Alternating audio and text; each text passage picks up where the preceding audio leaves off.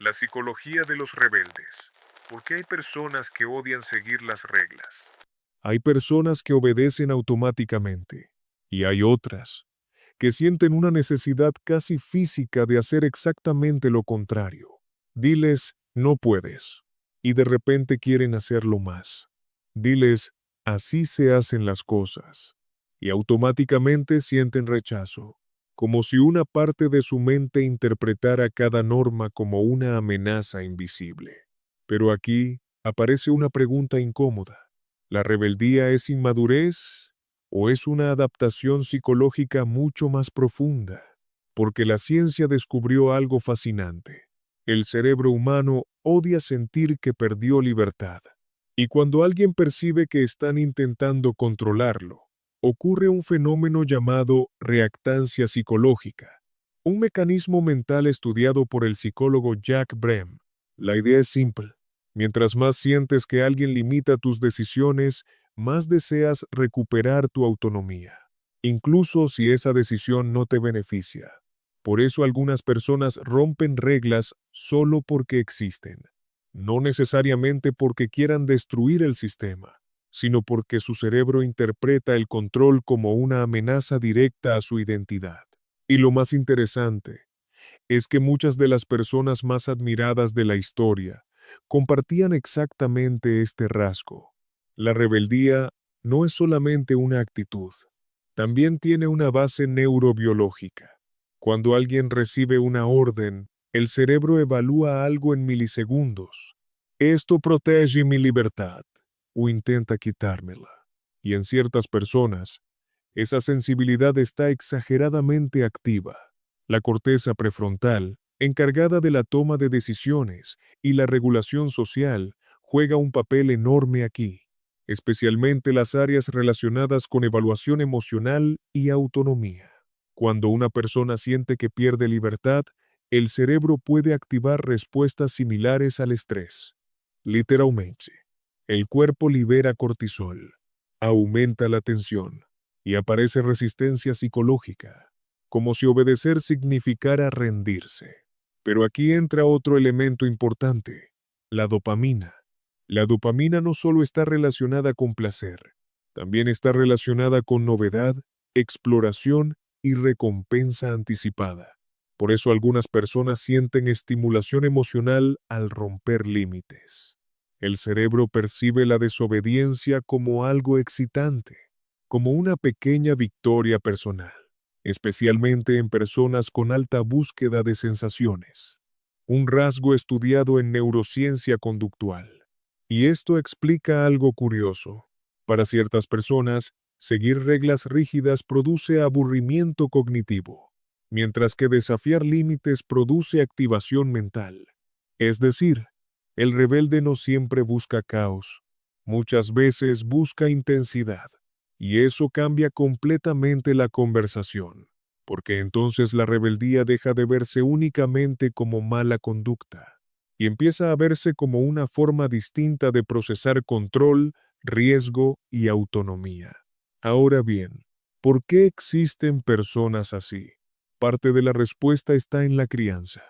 Los estudios sobre desarrollo infantil muestran que los entornos excesivamente autoritarios suelen generar dos extremos: personas extremadamente obedientes o personas profundamente oposicionistas. Cuando un niño crece sintiendo que nunca tiene control sobre su vida, puede desarrollar una necesidad obsesiva de recuperar autonomía, aunque sea desafiando cosas pequeñas. Pero la otra parte de la respuesta viene de mucho más atrás: la evolución. Porque, aunque parezca extraño, la humanidad necesitó rebeldes para sobrevivir.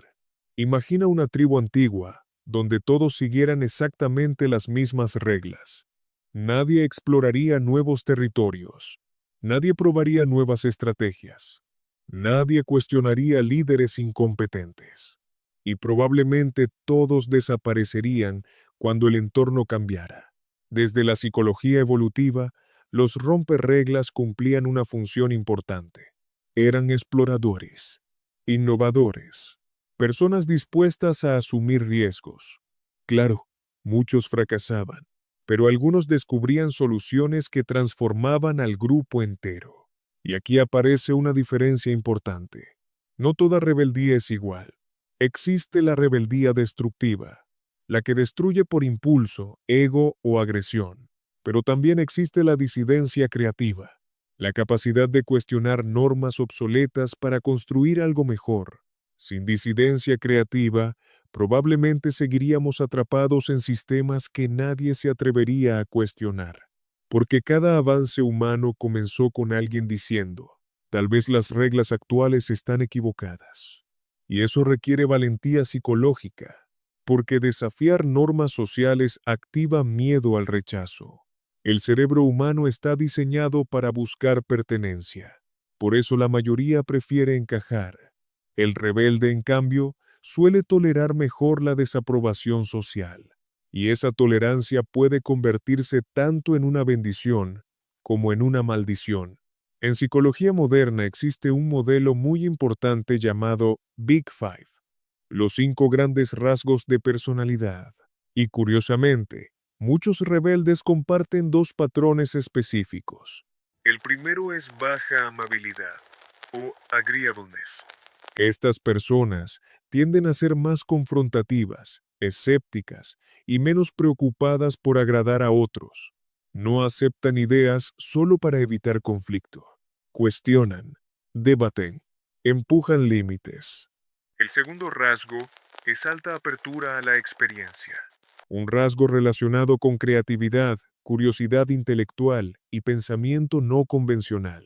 Estas personas sienten atracción natural por ideas nuevas, riesgo y exploración mental. Y cuando ambos rasgos se combinan, aparece un perfil psicológicamente explosivo. Alguien que no solo piensa diferente, sino que además no siente tanta necesidad de obedecer. Por eso muchas figuras históricas extremadamente innovadoras también eran difíciles de manejar socialmente. Steve Jobs desafiaba constantemente reglas corporativas y normas tradicionales. Nikola Tesla tenía hábitos extraños y una visión radicalmente distinta del mundo. Muchos genios comparten una característica incómoda: la incapacidad de adaptarse completamente a sistemas rígidos. Porque las mismas estructuras mentales que producen innovación también producen fricción social. Pero cuidado, ser rebelde no automáticamente significa ser brillante. A veces solo significa ser impulsivo, y esa diferencia importa muchísimo. La rebeldía puede convertirse en una fuerza extraordinaria, o en un mecanismo autodestructivo. Todo depende de dirección y autocontrol.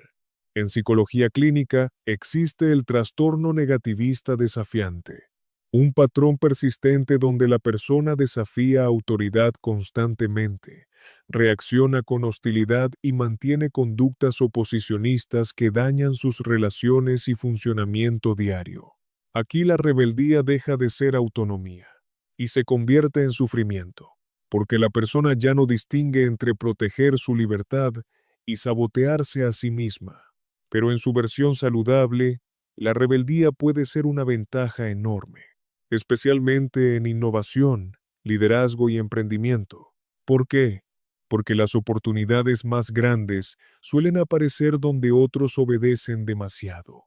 Las personas que crean industrias nuevas normalmente cuestionan reglas antiguas, ven posibilidades donde otros ven límites. Y psicológicamente, eso requiere cierta resistencia natural a la conformidad social. El problema es que la sociedad ama los resultados de los rebeldes exitosos, pero suele odiar el proceso mientras ocurre. Tal vez la verdadera pregunta no es si la rebeldía es buena o mala. Tal vez la pregunta correcta es, ¿contra qué te estás rebelando? Porque algunas personas rompen reglas para escapar de sí mismas, y otras las rompen para descubrir algo nuevo. La línea entre un inadaptado y un visionario muchas veces solo se entiende años después. Y quizá por eso los rebeldes generan tanta incomodidad, porque nos obligan a cuestionar algo peligroso, que tal vez muchas de las reglas que seguimos nunca las elegimos realmente. Así que ahora dime algo. Cuando desafías normas, ¿Lo haces por impulso o porque una parte de ti siente que nació para vivir de otra manera?